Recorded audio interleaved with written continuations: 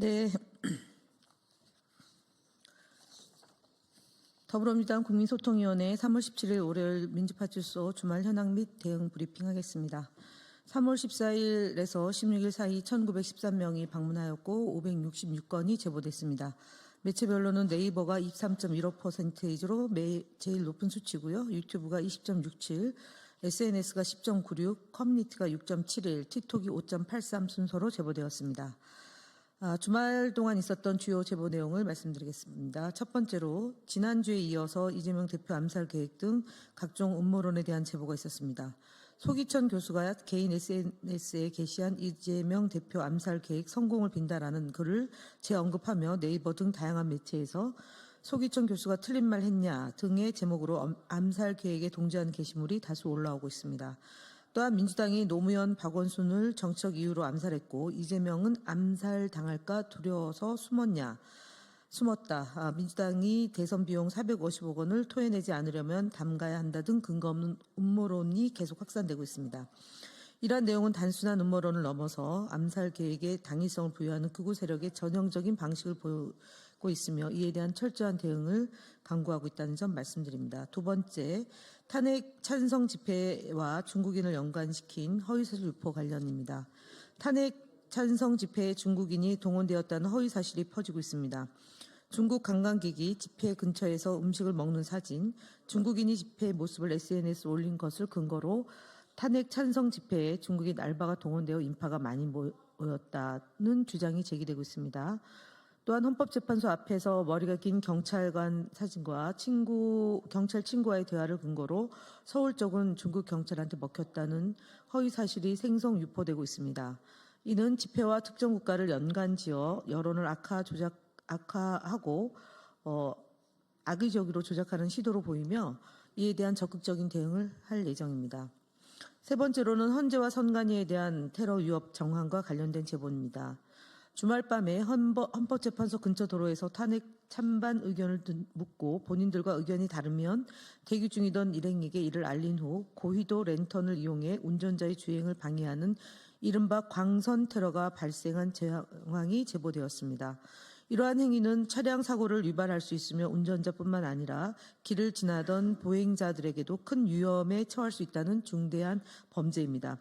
과거 온라인 커뮤니티에서도 헌법재판소를 경호하는 경찰관을 대상으로 광선 테러를 하자는 게시글이 올라온 적이 있는 만큼 이와 같은 범죄 행위가 더욱 심각해지기 전에 철저한 제재가 필요합니다. 또한 3월 14일 네이버 카페에는 저와 같이 선관위 고위층 가족 모두를 감히가제식으로 처단할 뿐 제가 먼저 그 더러운 피를 물려받은 애들과 같이 사형당하겠다. 서초동에 산다. 최고의 법조인들이 내 뒤에 있으니 걱정하지 말라 등의 게시물이 올라와 있습니다. 이런 게시물에 대해서 조속한 대응을 조치해 줄 것을 당부드립니다. 주요 대응 현황 드리겠습니다. 국민의힘 거짓말 시리즈 58번째입니다.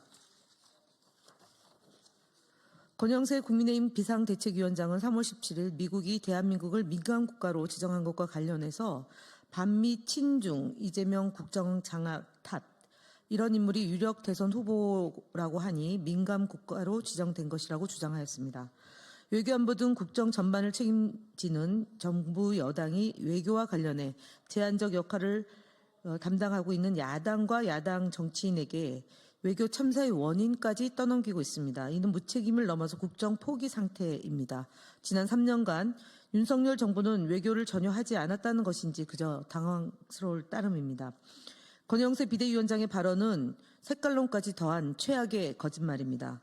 미국의 대한민국 민감국가 지정의 원인은 첫 번째, 윤석열 국민의힘의 무책임한 대국민 핵무장, 포퓰리즘 선동이며 둘째는 12.3 내란 계엄으로 인해 한미 간 신뢰관계 붕괴로 보는 것이 합리적인 분석입니다.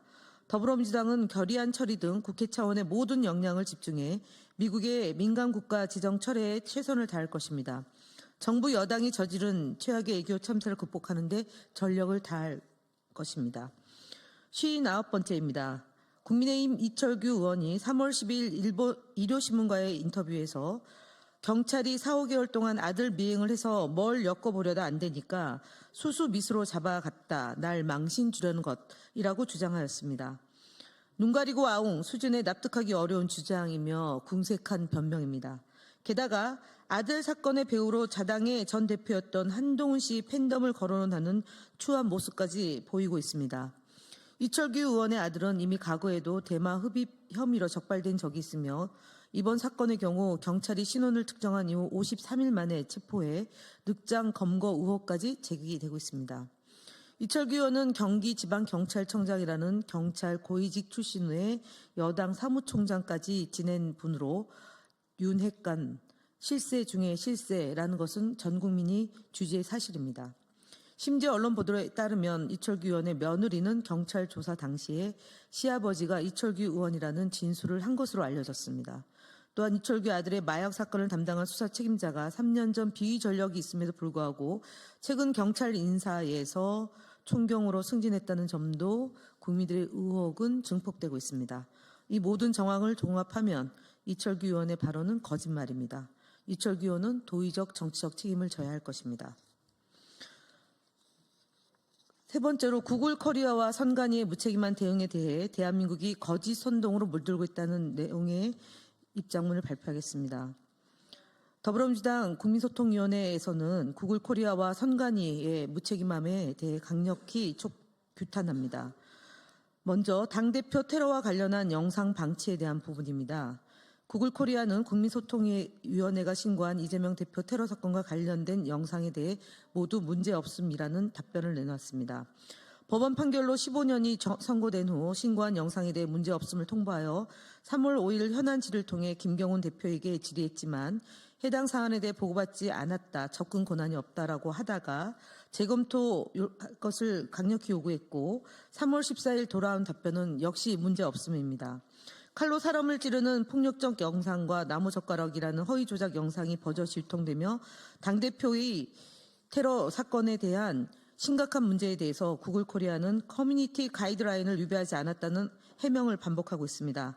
더 황당한 것은 명예훼손으로 영상을 삭제하려면 구글 본사 법무팀이 담당하니 구글 본사의 법무팀으로 직접 메일을 보내라는 답변입니다.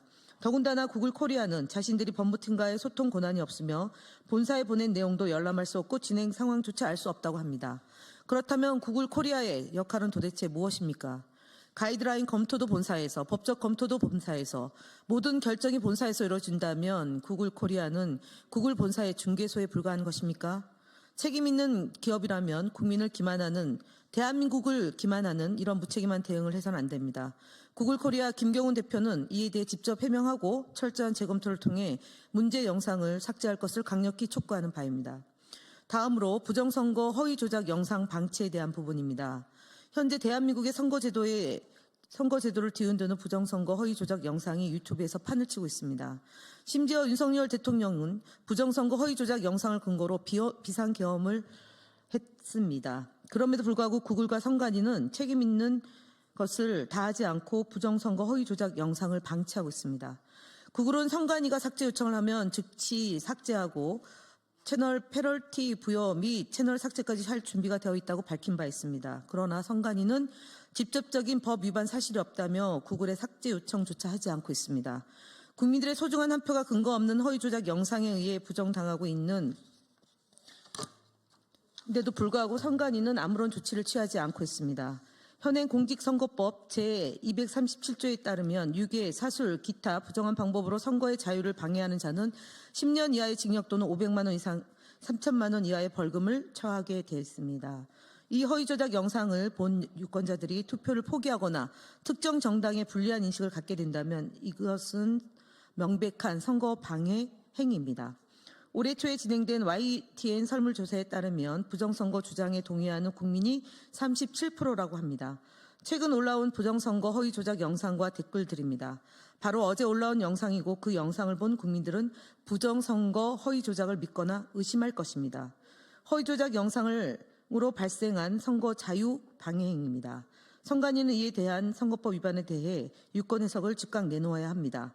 그리고 법 위반 사실이 확인되는 즉시 구글의 허위 조작 영상 삭제를 요청해야 합니다. 하루하루 영상이 확산될수록 국민의 피해는 커지고 선거의 공정성을 심각하게 훼손할 것입니다.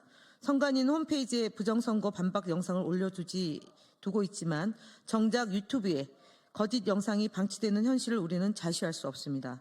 선관위는 부정선거 허위 조작 영상에 대한 단호한 대응과 조치를 실행해야 합니다. 마지막으로 현수막 대응 관련입니다. 국회 앞에는 툭하면 내란 선동 이재명의 민주당이 내란이다는 문구와 함께 이재명 당대표 얼굴을 넣어 악의적으로 모독하는 현수막이 걸려 있습니다. 이에 대해 선관위에 유권 해석을 요청하였으나 문제없음이라는 답변을 받았습니다. 황당한 것은 현수막이 철거되어야 할 법적 근거가 충분한 사의 재보궐선거 기간임에도 불구하고 선관위는 아무 조치를 취하지 않고 있습니다. 선관위는 사실상 허위 조작 현수막을 방치하는 방침이라는 것입니다. 6일째 묵묵부답으로 일관하는 선관위는 국민을 우롱하고 선거의 공정성을 스스로 훼손하는 행위를 중단하길 바랍니다. 국민의힘이 악의적인 선동과 명예훼손을 일삼고 있음에도 선관위가 이를 묵인한다면 그 피해는 온전히 국민에게 돌아갈 것입니다. 더불어민주당은 이러한 악의적인 정치 선동을 결코 자시하지 않을 것이며 반드시 허위 조작 선동의 법적 책임을 물을 것임을 밝힙니다. 이상 마치겠습니다. 감사합니다.